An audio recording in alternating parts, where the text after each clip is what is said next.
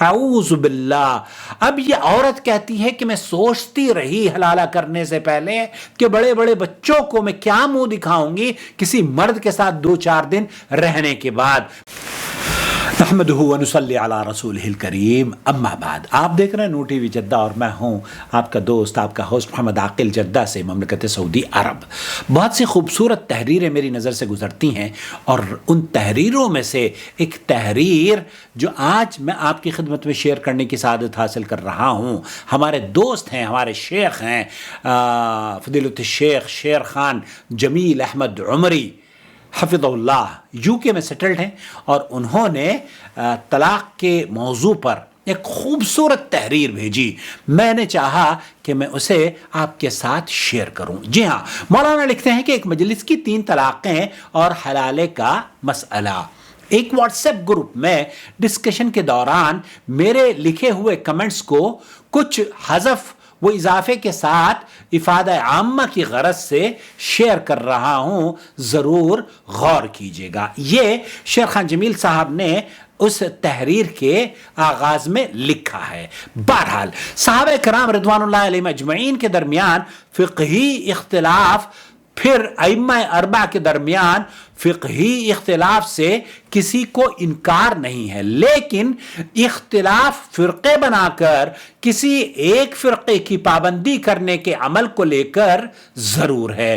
اور یہی طرز عمل نے اور اسی طرز عمل نے امت کو باضابطہ فرقوں میں بانٹ دیا ہے، جبکہ صحابہ کرام رضوان اللہ علیہم اجمعین نے اور نہ ہی ائمہ کرام رحمۃ اللہ علیہم اجمعین اپنی اپنی رائے کے بل بوتے پر اپنے ماننے والوں کا الگ گروپ فرقہ بنا کر امت کو بانٹ دیا تھا، بلکہ سب ہی صحیح حدیث کی تلاش میں رہا کرتے تھے، اور جیسے ہی صحیح حدیث مل جاتی وہ اپنی رائے سے رجوع کر لیا کرتے تھے. ائمہ کرام نے صاف طور پر اپنا منہج بتا دیا کہ اذا صح الحدیث فہو مذہبی، جب صحیح حدیث مل جائے وہی میرا مذہب ہے. امام ابو حنیفہ رحمۃ اللہ علیہ فرمایا کرتے تھے ھذا رائی، یہ میری رائے ہے، اور میری رائے سے آپ کو جب صحیح حدیث مل جائے تو صحیح حدیث پر عمل کرنا، میری رائے کو دیوار پر دے مارنا. اور امام مالک رحمۃ اللہ علیہ فرمایا کرتے تھے کہ میں تو بشر ہوں، مجھ سے خطائیں بھی ہوتی ہیں اور نیک کام بھی اور صحیح کام بھی کرتا ہوں، لیکن اگر میرے قول میں تضاد پائے اور کتاب و سنت کے خلاف وہ قول آپ کو ملے تو اسے دیوار پر دے مارو. اور اسی طریقے سے امام شافعی رحمۃ اللہ علیہ بھی فرمایا کرتے تھے کہ جب صحیح حدیث مل جائے تو میرے قول کو دیوار پر دے مارنا. اور اسی طریقے سے امام احمد بن حنبل بھی یہ فرمایا کرتے تھے لا تقلد، مجھے میری تقلید نہ کرنا، اور مالک کی تقلید نہ کرنا، شافعی کی تقلید نہ کرنا، اور ثوری کی تقلید نہ کرنا، اور ان لوگوں کی تقلید نہ کر کے فإنہم یہ لوگ تو اس دنیا سے چلے گئے ہیں، اور یہ دو لوگ ہمارے لیے قرآن و سنت چھوڑ کر گئے ہیں، تو ہمیں قرآن و سنت پر عمل کرنا ہے. اس سے یہ پتہ چلتا ہے کہ ہمیں ائمہ کرام نے کسی خاص مذہب یا کسی خاص مکتب فکر کا پابند نہ تو انہوں نے بنایا ہے اور نہ ہی اس کی تعلیم دی ہے. مولانا آگے لکھتے ہیں لیکن 4 صدی ہجری کے بعد ائمہ کی اندھی تقلید نے امت کو بہت زیادہ نقصان پہنچایا ہے. اس میں کوئی دو رائے نہیں ہے کہ امت نبی کریم صلی اللہ علیہ وسلم کی جو امت ہے وہ بٹ گئی، اور پھر امتیوں کے فرقے بن گئے اور فرقہ پرستی نے جنم لیا. شخصیت کی طرف وہ فرقے بن گئے، اور شخصیت کی طرف منسوب گروپ ہی کو تو فرقہ بھی کہا جاتا ہے، نبی کی طرف منسوب ہونا گویا کہ فرقہ نہیں کہا جاتا. ہند کے ہمارے علماء کرام اگر سعودی عرب کے حنبلی علماء کرام کا ہی طرز عمل اختیار کر لیں تو امت میں کافی حد تک اتحاد قائم ہو جائے گا اور یہ فرقہ واریت کی شدت ختم ہو سکتی ہے۔ میں آپ کی رائے سے بالکل اتفاق کرتا ہوں کہ سعودی عرب کے کبار علماء حنبلی ہونے کے باوجود یہ کہا جاتا ہے کہ یہ حنبلی ہیں، بہت سارے لوگ حنبلی قرآن و سنت یہ کہتے ہیں کہ یہ حنبلی المسلک تو ہیں لیکن آپ اہل حدیث نہیں ہیں، تو ہم ان کو یہ مولانا نے جو جواب دیا ہے اس میں یہ کہ آپ یہ سمجھتے ہیں کہ یہ حنبلی المسلک ہیں، امام احمد بن حنبل کی رائے یا مسلک پر عمل پیرا ہیں، تو یہ کبھی بھی اگر اس طرح کے مقلد ہوتے جیسے کہ آپ ہیں تو پھر حدیث پر عمل کرنے کی تلقین نہ کرتے۔ اور اس کی کئی مثالیں مولانا نے دی ہے۔ مثال کے طور پر 3 طلاق ہی کا مسئلہ ہے، امام احمد بن حنبل کے نزدیک اکٹھی دی ہوئی 3 طلاقیں 3 شمار ہوتی تھیں ایک قول کے مطابق، لیکن سعودی عرب کے حنبلی علماء نے ایک مجلس کی 3 طلاقوں کو 1 طلاق ہی شمار کیا ہے، اور ایک اسی کا فتویٰ علماء دیتے بھی ہیں۔ معلوم رہے کہ اب تو حکومت سعودی عرب نے پورے ملک کے محکموں میں کے لیے نظام الاحوال الشخصیہ ترتیب دے دیا ہے، پورے ملک کے لیے ایک قانون جاری کر دیا ہے۔ اس کے المادہ 83 کے تحت ایک مجلس کی 3 طلاق ایک ہی مانی جائیں گی، ایسا قانون بنا دیا ہے، اور وہ بھی شاہی فرمان کے مطابق۔ مملکت سعودی عرب میں اب اس قرار ہی پر عمل کیا جاتا ہے، بلکہ تمام حکمران کی جانب سے تمام کورٹس کو یہ انسٹرکشن دے دی گئی ہیں کہ اسی طریقے سے فتوے بھی جاری کیے جائیں۔ ہند کے مسلم پرسنل لا بورڈ کے معزز حنفی علماء کو بار بار توجہ دلانے کے باوجود وہ اپنی حنفی رائے پر قائم رہے، اور اس کے بعد سپریم کورٹ کے جو فیصلے ہوئے اس کو دنیا جانتی ہے۔ صحیح بات ہے، افسوسناک پہلو ہے۔ فقہی اختلاف کو کوئی نیا مسئلہ نہیں ہے، لیکن آج جو عمل مسئلہ بنا ہوا ہے جس میں پرابلم یہ ہے کہ وہ مسئلہ ہے اور دوسری رائے پر توجہ نہ دینا ہے۔ عوام تو عوام، بڑے علماء کا بھی طرز عمل یہی ہے، صرف ایک رائے کو درست سمجھنا، اس پر عمل کرنا، ایک امام کی تقلید کرنا اور لوگوں کو اس پر سختی سے عمل کی تلقین کرنا، یہی سب سے بڑا مسئلہ رہ گیا ہے۔ تاریخ گواہ ہے حرم مکی میں 4 مسلوں نے امت کو کتنا بھاری نقصان پہنچایا تھا۔ سلفی علماء کرام کی جد و جہد اور محبت اور محنت سے امت کو اس مصیبت سے نجات ملی، اور اللہ رب العالمین غریق الرحمت کرے امام عبدالعزیز آل سعود کو کہ انہوں نے، ان کے بچوں نے اسے ختم کر دیا۔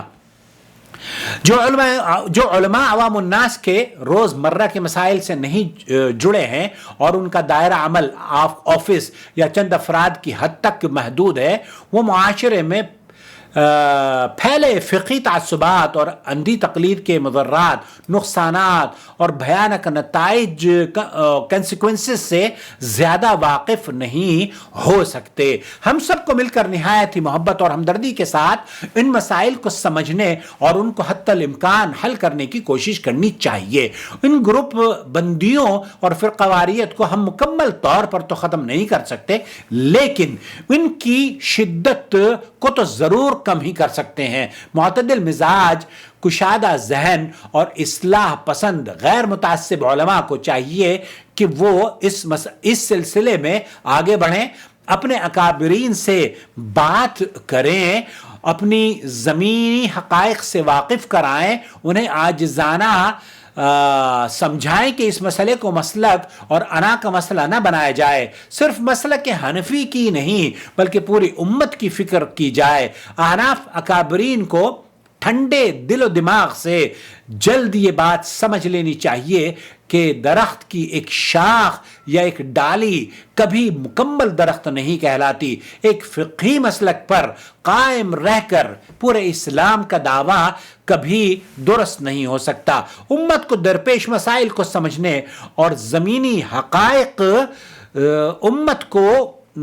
حقائق سے واقف ہونے کے لیے ایک مثال بطور کیس اسٹڈی پیش کرنا چاہتا ہوں، اس پر سنجیدگی سے غور کیجیے گا۔ ایک قریب میں قریب ہی میں مرکزی جمعیت اہل حدیث برطانیہ کی مجلس القضاء الاسلامی برطانیہ میں برمنگم کے معزز گھرانے کی ایک ادھیڑ امت خاتون کا خلا کا مقدمہ دائر کرنے کے لیے حاضر ہوئیں. جو شیخ نے بتایا ہمارے گروپ میں جو کہ وہ خاتون وہاں پر آئیں، میں نے انہیں مقدمہ رجسٹریشن کرانے کے فارم سے قبل حسب معمول خلا لینے کے اسباب دریافت کیے.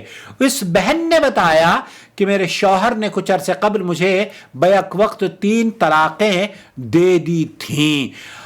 چونکہ میرا شوہر حنفی مسلک تھا، اس لیے مقامی حنفی امام نے اس مسئلے پر بتایا تھا کہ حلالے کے بغیر اب میں اس کے لیے حلال نہیں ہو سکتی. میرا شوہر مجھے حلالے کے لیے دباؤ ڈالنے لگا کہ میں کسی سے 1 یا 2 دن کے لیے شادی کر لوں، پھر اس سے طلاق لے کر حلال ہو جاؤں. اس فعل سے میں سختی سے منع کرتی رہی. اس درمیان جھگڑوں سے پریشان تھی اور آئے دن ظاہر ہے آپ شوہر کی نہیں مانیں گی تو پھر جھگڑے ہوں گے، تو گھر میں جھگڑے ہوتے رہے اور گھر میں بڑے بڑے ہمارے بچے بھی تھے اور بچیاں ہیں، وہ ہمارے درمیان جھگڑوں سے بھی پریشان ہو گئے تھے. انہیں ہمارے جھگڑوں کی وجہ کا علم نہ تھا. مختصر یہ کہ ہم دونوں امام کے پاس گئے. یہ جو خاتون ہے نا اپنے سٹوری بتا رہی ہیں کہ میں اپنے شوہر کو امام صاحب کے پاس وہ مجھے لے کر چلے گئے. اب وہاں جانے کے بعد کیا ہوا؟ امام صاحب نے کہا کہ حلالہ ضروری ہے.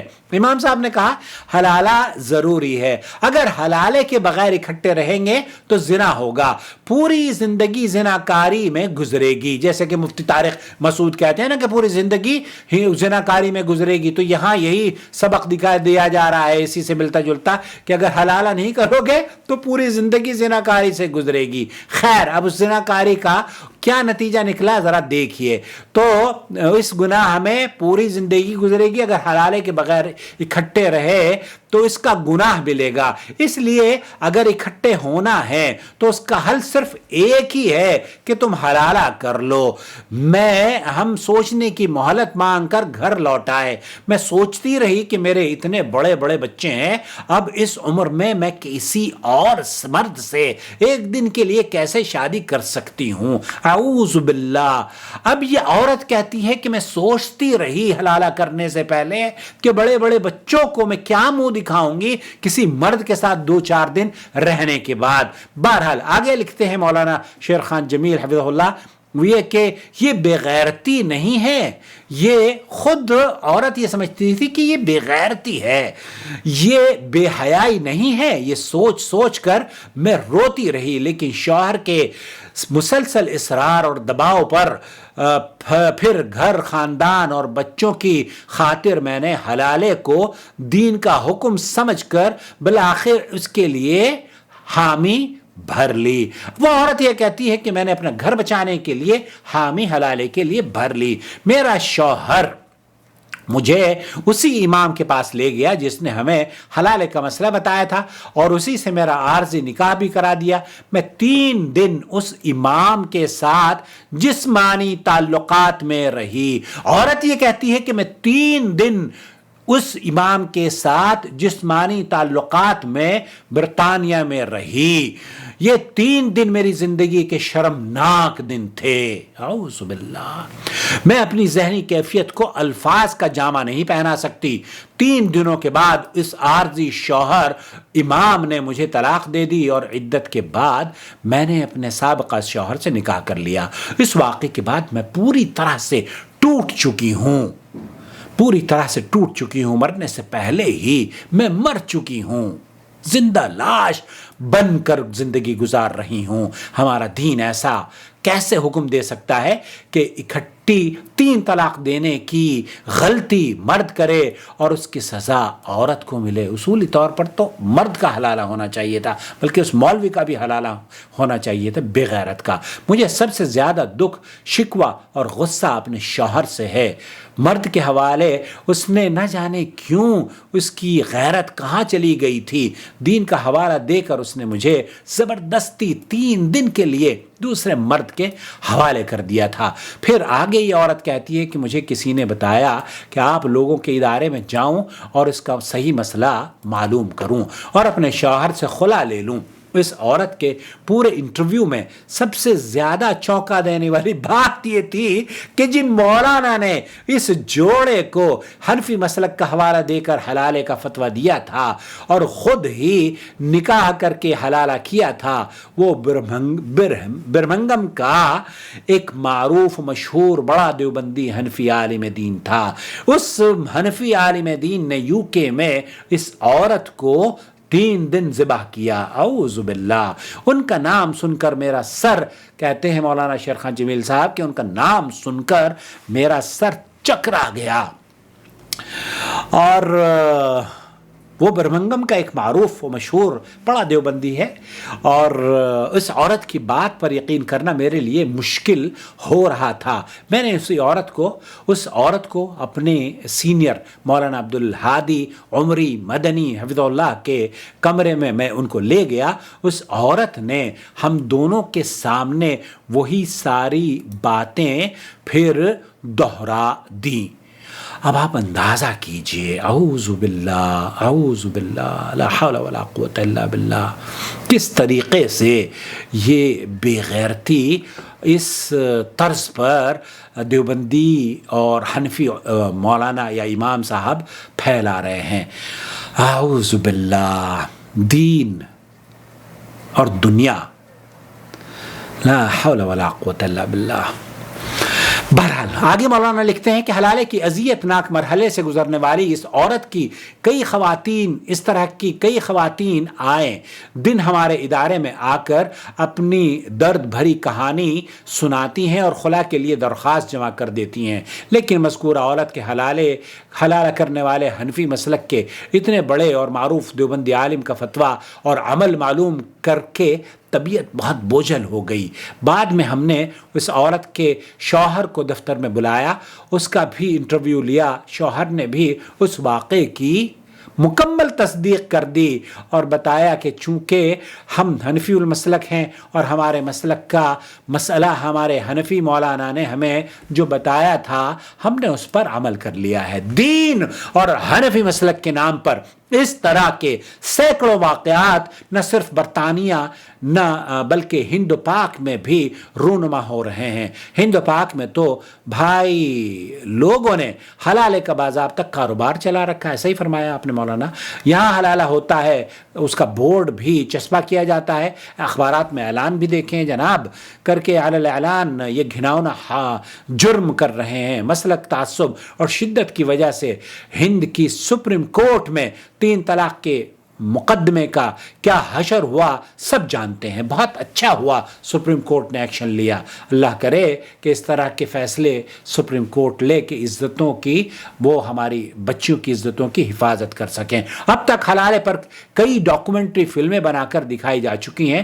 پرنٹ، الیکٹرانک اور سوشل میڈیا پر حلالے کے مسئلے کو چٹکیاں لے لے کر لوگ بیان بھی کرتے ہیں۔ سب جانتے ہیں کہ حلالے کا مسئلہ 3 طلاق سے لنکڈ ہے۔ کاش کہ سعودیہ کی حکومت اور اس کے حنبلی علماء کی طرح حنفی علماء بھی ایک مجلس کی 3 طلاق کو ایک رجعی طلاق ڈکلیئر کر کے اس مسئلے کو ہمیشہ کے لیے حل کر دیتے تو کتنا ہی اچھا ہوتا مولانا۔